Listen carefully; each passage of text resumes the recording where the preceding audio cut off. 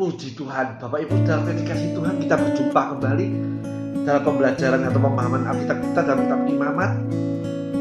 Saya mohon maaf kemarin tidak bisa mengisi atau memberikan pemahaman Alkitab dalam kitab Imamat berhubung kondisi tubuh yang tidak memungkinkan. Ya, saya berterima kasih kepada Bapak Ibu saudara sekalian yang sudah perhatian dan mendoakan saya sehingga pada hari ini kita dapat kembali masuk dalam pemahaman Alkitab kita. Tetap saya mohon dukungan doa bagi Bapak Ibu saudara sekalian supaya saya bisa terus sehat, terus kuat untuk bisa kita masuk dalam pemahaman Alkitab kita, khususnya kitab Imamat ini. Kita akan mulai masuk dalam pemahaman Alkitab, yaitu kitab Imamat pasal 9 ayat ke-15 sampai ke-22. Saya akan bacakan dalam terjemahan nama Alkitab saya, Imamat pasal 9 ayat ke-15 sampai ke-22. Setelah itu maka dipersembahkannya akan korban orang banyak, diambilnya kambing jantan itu akan korban karena dosa orang banyak, lalu disembelihkannya dan disediakannya akan korban karena dosa seperti yang pertama itu. Maka dipersembahkannya akan korban bakaran, disediakannya setuju dengan syaratnya, dan lagi dipersembahkannya persembahan makanan, diambilnya daripada penuh segenggam, lalu dibakarnya di atas mezbah, lain daripada persembahan bakaran pada pagi hari itu.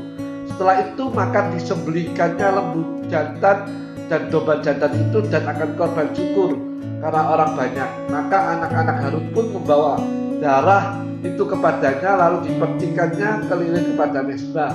Maka adapun lemak lembu jantan dan domba jantan itu dan ekornya dan lemak isi perutnya dan buah punggungnya dan jala-jala yang pada pedas itu. Ayat ke-20, segala lemak itu diletakkannya di atas dada korban itu, lalu dibakarnya segala lemak itu di atas mezbah.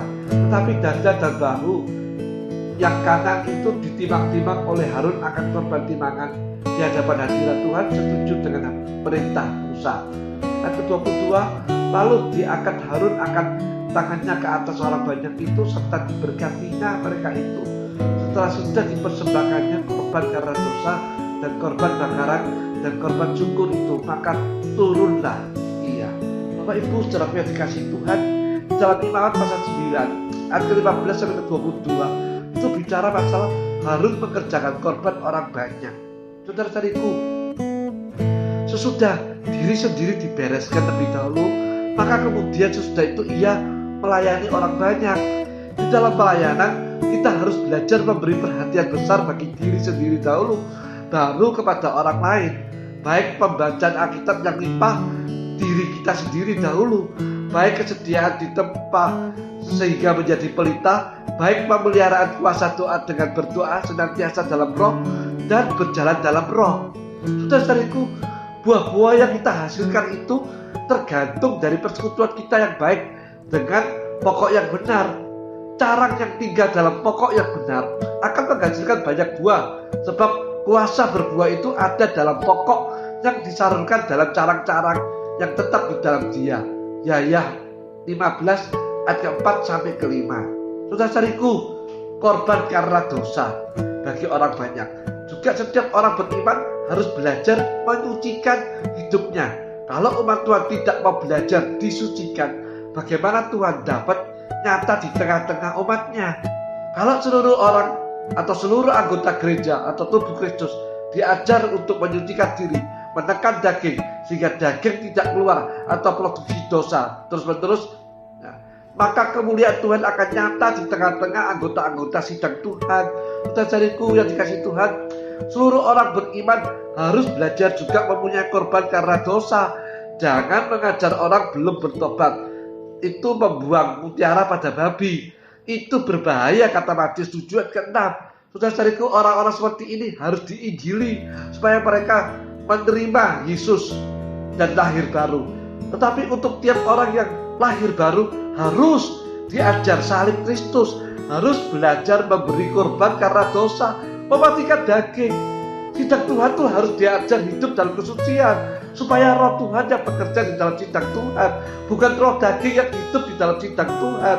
Saudara-saudariku, korban bakaran lagi ekstra selain yang biasa setiap hari. Semua orang beriman harus mempunyai cara hidup di jalan sempit dalam Matius 7 ayat ke-14. Jangan cara hidup orang dunia, tetapi cara hidup orang suci. Semua harus pikul salib. Semua itu perlu ada tanda salib, tanda darah dalam segenap hidupnya, sehingga tetap benar. Maka semua akan sama-sama penuh sukacita melihat Allah menyatakan diri di tengah-tengah mereka. Seluruh sidang Tuhan harus ada di jalan sempit di atas mezbah Tuhan. Pengajaran salib adalah pengajaran kuasa Allah. 1 Korintus pasal 1 ayat ke-18. Saudara-saudariku, tentang persembahan makanan, Harun dan anak-anaknya sudah makan dari korban makanan menantikan. Seluruh sidang Tuhan harus belajar mempunyai persembahan makanan. Ini memberi hasil yang luar biasa. Yosafat mengajar seluruh rakyatnya firman Tuhan. Maka kuasa Allah nyata luar biasa dalam pemerintahan Yosafat. 2 Tawarikh 17 ayat ke-7 hingga ayat ke-12.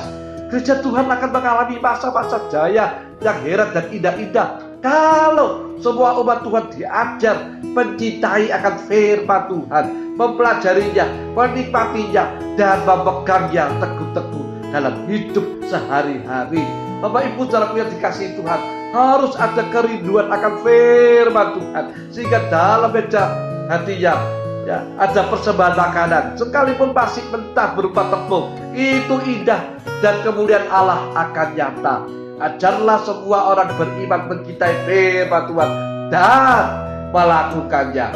Indah. Lukas 11 ayat ke-28.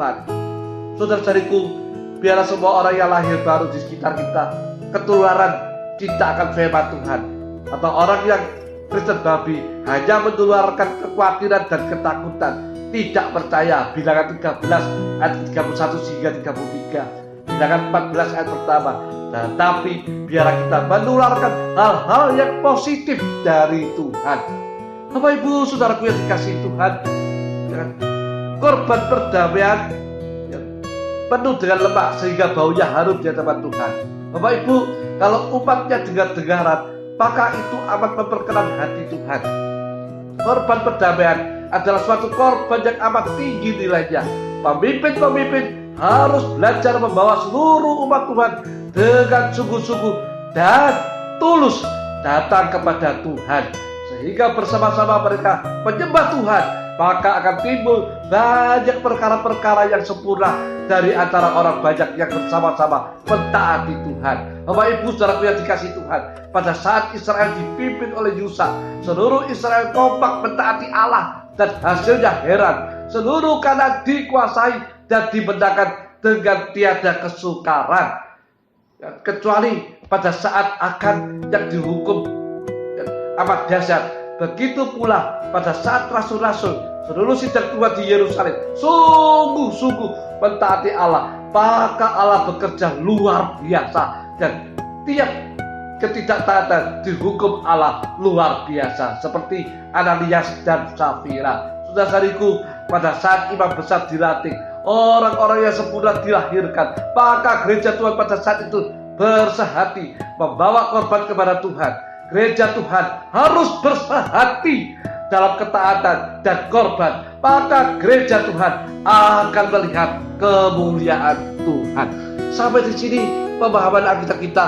Kita akan berjumpa kembali esok hari. Tuhan Yesus memberkati.